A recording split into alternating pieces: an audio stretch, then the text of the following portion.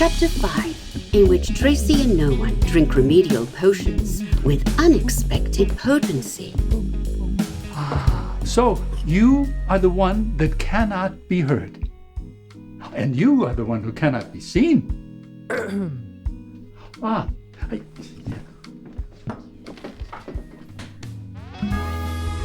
Bottoms up.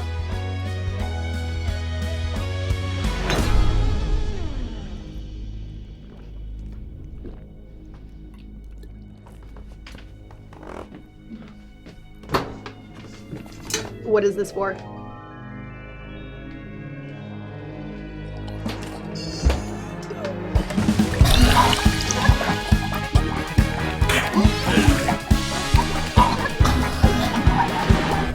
Nasty maledictions.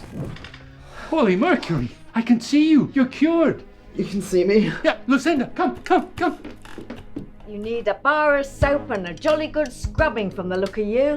You're not No One anymore. I heard that. The voice. I heard you. You can actually hear me? We can hear you, dear.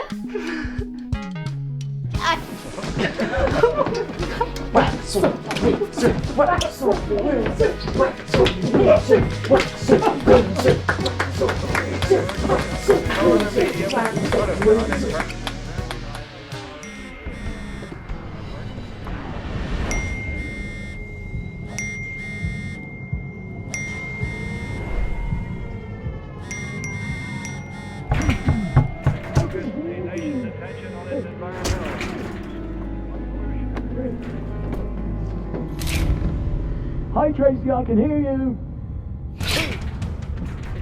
Waxel, you imbecile! Are you mad, woman? I knew you'd muck this up. It's that bloody wee cursel of yours. You've literally reversed Tracy's curse. Before your meddling, no one could hear her, now everybody can. Everybody? That can't be true, can it? Couldn't possibly be true.